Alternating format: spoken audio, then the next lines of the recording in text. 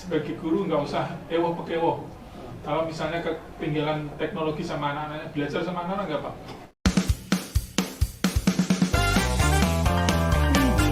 Bisa podcast bisa, SMKN 1 Cepu.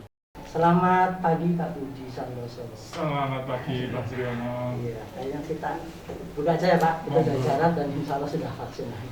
Biar wajahnya dikenal Pak.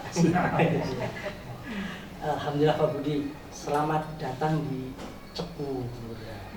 Dan terima kasih bisa hadir di podcast kita, podcast SMKN 1 Cepu. Dan ini untuk Pak Budi perdana. Ya, dan sekali. Gini Pak Budi, Pak Budi sebagai kepala cabang dinas 4, Pak Budi. Sebenarnya punya mimpi apa sih Pak untuk mengembangkan dunia pendidikan di kita Pak? Terima kasih Pak Triyono. Kita sangat tertarik sekali dengan adanya podcast ini Pak. Begitu tadi saya meresmikan ini luar biasa, ini ada podcast sekolah di SMK. Bisa podcast bisa, SMKN 1 Cepu bisa. Luar biasa itu Pak. Untuk saya sebagai KCD ini, begitu saya masuk ke KCD 4, saya punya anak-anak. Utamanya bahwa di dalam manajemen itu banyak di sekolah yang masih menempatkan anak-anak itu sebagai bottom. Nah, saya pinginnya itu anak-anak itu menjadi di manajemen sekolah itu menjadi the upper one, yang paling atas. Jadi segala kebijakan itu harus based on the student need, berdasarkan keinginan pelajar. Kalau ada program seperti ini, kalau pelajar tidak menginginkan ya nggak usah. Tapi kalau podcast ini saya yakin semua pelajar menginginkan, makanya jangan wajib mengadakan. Karena keinginan saya, begitu anak-anak sudah ada di top leader manajemen tadi, dalam sistem pengambilan kebijakan harus based on the student need, maka harapan kami bisa mencetak generasi yang think globally, act locally tadi. Berpikir tidak hanya bisa bersaing secara global, tapi bisa memenangkan persaingan global itu. Dan mereka juga harus act locally, yaitu bertindak berdasarkan nilai-nilai luhur budaya lokal. Gitu Pak. Ya.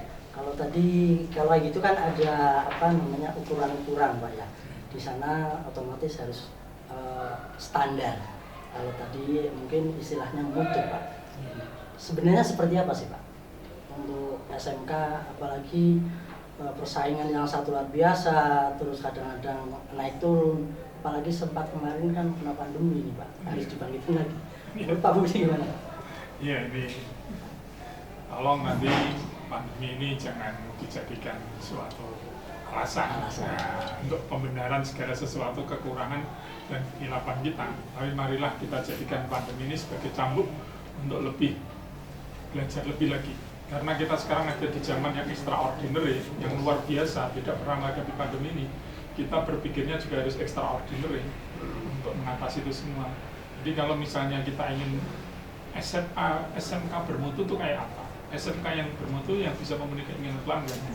Anak-anak sekolah di sini inginnya anak-anak itu melanjutkan, ataukah inginnya itu bekerja, ataukah inginnya berwirausaha. Jadi panjenengan harus memenuhi keinginan mereka. Kalau mereka itu terpenuhi keinginannya, maka secara langsung SMK Negeri 1 Cepu bisa dikatakan SMK bermutu. Kalau tadi ukuran-ukuran bermutu harus ada standar ya Pak ya. Berdasarkan pengalaman Pak Budi, apalagi sekarang menjabat sebagai kepala dinas 4, cabang dinas 4, itu kalau boleh berbagi dengan teman-teman guru dan para siswa, sebenarnya harus seperti apa sih? Saya harus semangat, dan semangatnya seperti apa Pak? Iya, kalau harus seperti apa? Ini sebenarnya pertanyaannya ya kurang tepat. Karena kalau kita harus bisa seperti apa, nanti kita terobsesi.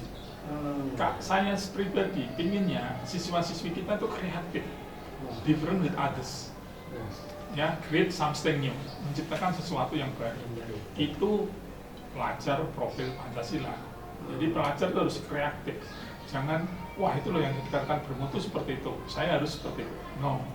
Harus punya ciri khas ya Pak? Harus punya ciri khas, based on misalnya di sini kelebihannya di Ceku apa, mari kita explore itu. Kekurangannya apa, mari kita perkuat. Jadi nanti anak-anak itu benar-benar menjadi generasi yang hebat, lahir dari dunianya sendiri. Kalau tuntutan seperti itu berarti kan tenaga pengajar itu kan harus memenuhi Pak. Gitu. Salah satunya misalnya sebagai seorang marketing atau tenaga pemasaran, beliau juga harus tahu benar-benar dunia marketing seperti apa. Kasusnya Pak kan kadang-kadang hanya textbook. Ini menurut Pak ini baiknya bagaimana sih nah? Seperti itu Pak. Kalau kita hidup di era sekarang, apalagi Bapak Ibu guru yang masih textbook, ya saya yakin ya itu will be left behind, sangat-sangat akan tertinggal kalau seperti itu. Makanya Bapak Ibu sekarang itu ya sebagai guru nggak usah ewo-pekewo. Kalau misalnya ketinggalan teknologi sama anak-anaknya, belajar sama anak-anak nggak Pak? Rata-rata kalau kita mau belajar, entah itu dari siapa saja, ilmu kita akan bertambah. Jadi untuk Bapak Ibu guru sekarang, kalau bisa, ya mari kita ikuti perkembangan zaman. Out of it Pak? Iya, itu harus kita ikuti perkembangan zaman. Jangan sampai nanti Bapak Ibu guru malah ketinggalan zaman.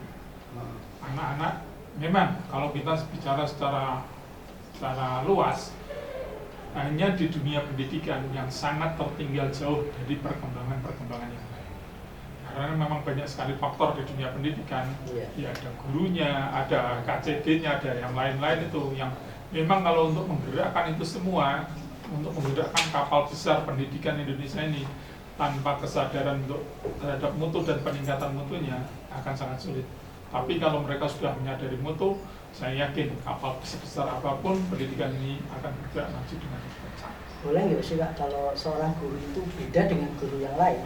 Yang penting guru ini punya niat benar mendidik. Katakanlah ya mungkin cara mengajar dan sebagainya.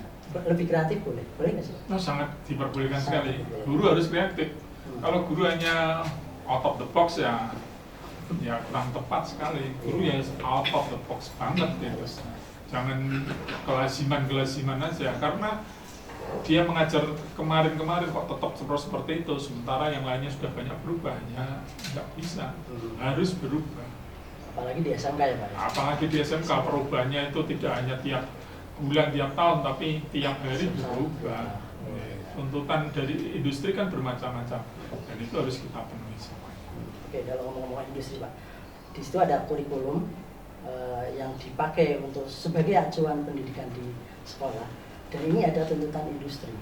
Nah, kadang-kadang kita itu keteteran untuk menyamai kurikulum di industri ya maksudnya, standar industri.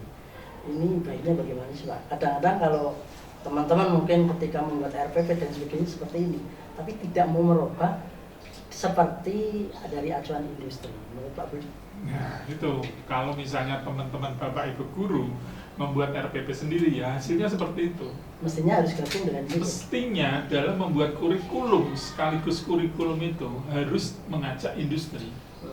Jadi Bapak Ibu guru sudah bekerja mulai awal pembuatan kurikulum. Seperti halnya panjenengan membuat masakan, membuat resep. Sejak membuat resep itu harus bekerja sama dengan dunia industri. Iki loh resep makanan seperti ini. Setelah itu, ayo kita ajarkan ke anak-anak, diajar bareng, guru plus dunia industri ikut mengajar. Entah dunia industri mengajar di pabriknya, di bengkelnya, atau datang ke sekolah. Sekolah juga gitu, mengirimkan siswanya ke prakerin di sana, Bapak Ibu gurunya magang ke sana, sehingga nanti dalam memasak itu dimasak bareng-bareng. Setelah itu apa? Hasilnya tidak akan ada komplain. Wah, lulusan jenengan tidak sesuai dengan permintaan. Tidak ada, karena sudah dari awal, dari mulai resep, dimasak, sampai sekarang dihidangkan, dimakan bareng-bareng, akan terasa enak. Mestinya seperti itu ya. Iya, harusnya seperti itu. Perasaan guru mungkin mau mencoret apa yang digariskan dari atas gitu Pak. Wah, kayaknya kok nggak rela ya. Masih ada yang pakai ya Pak ya. Mungkin seperti itu ya. Wah itu kalau guru masih seperti itu ya. Mestinya tidak ya Pak? Enggak. Mestinya dia harus mengutamakan perubahan. Karena yang kekal itu perubahan itu sendiri. Yang kekal adalah perubahan Pak. Siap. Bukan undang-undang ya. Undang-undangnya itu tadi. Ya itu anytime kan bisa berubah. Bisa berubah. Oke. ini formulasi ya Pak ya. Jadi kalau ada beberapa sekolah, mungkin sekolah kita formulasi guru dan rombel itu terlalu sedikit karena guru BP misalnya ada 1.200 cuma hanya satu dan sebagainya. Dengan adanya R10 kadang-kadang itu tidak segera teratasi. Apalagi sekarang kan GTT atau menambah guru baru itu harus plus dan cabang dinas. Solusinya bagaimana Pak? Ya, that's the solution. Itu solusinya seperti itu. Jadi segala sesuatu harus diatur. Harus diatur oleh, tadi kan jangan begitu mau menambah GTT harus izin. Betul itu. Kalau nggak izin nanti malah sesuatunya malah serampangan semua. Tapi kalau izin kita bisa menghandle itu, menata dengan baik. Kita sudah mencoba menata ini dengan jumlah GTT yang kita atur. Begitu mendapatkan izin dari kita, maka kita bisa kebutuhan sebenarnya kita itu berapa. Oleh karena itu kebutuhan ini akan dipenuhi dengan P3K. P3K, harapan kami setelah ada P3K ini nanti kebutuhan guru-guru di sekolah seperti jenengan tadi 1.200, guru BK-nya hanya 1, padahal yang diperlukan adalah 8 ya. Kan masih kurang 7. Nanti dengan adanya P3K ini bisa terpenuhi. Kalau toh belum terpenuhi ya kita untuk progres masih tetap dalam upaya pemenuhan itu. Permasalahannya kan harus actionnya Pak. Guru harus mengajar dan sebagainya. Ini solusinya bagaimana? Apakah guru harus 40 jam atau lebih? No gitu. Ya, yang paling efektif guru harusnya 24 jam. Kalau lebih dari itu sudah overburden, sudah terlalu over capacity. Iya, apalagi ditambah dengan tugas tambahan. Mestinya tidak seperti itu Pak. Ya, kita ke depan, terutama di Sabang Dinas tempat. Itu harusnya bagaimana Pak untuk depan itu Pak? SMK ini mari kita sama-sama.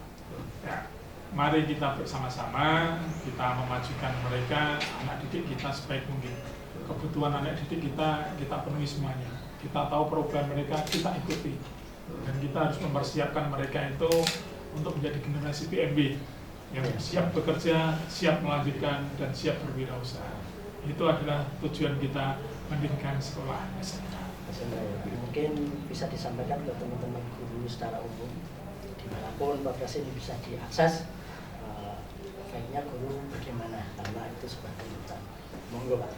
Ya, ini untuk yang terakhir kali kita harapan kami dengan adanya podcast ini yang bisa diikuti oleh Bapak Ibu Guru, kami berharap semoga Bapak Ibu Guru terus-menerus meningkatkan mutu kualitas pribadinya, karena dengan peningkatan mutu kualitas pribadi secara tidak langsung akan ikut meningkatkan proses mutu kualitas pendidikan di tanah air kita. Walaupun kami percaya, kita yakin, kita tahu bahwa peningkatan mutu itu tidak mengenal garis akhir, tapi kita tetap harus meningkatkan mutu pendidikan ini setiap hari sebisa kita, sebaik-baiknya semampu kita. Oke, terima kasih. Oke, ternyata mutu itu tidak terbatas garis akhir, maka mutu itu berlangsung terus seiring dunia ini berjalan. Mungkin seperti itu Pak. Terima kasih Pak Budi Santoso.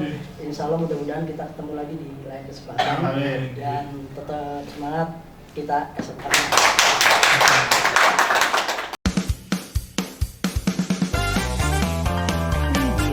Bisa podcast bisa SMK 1 Cepu.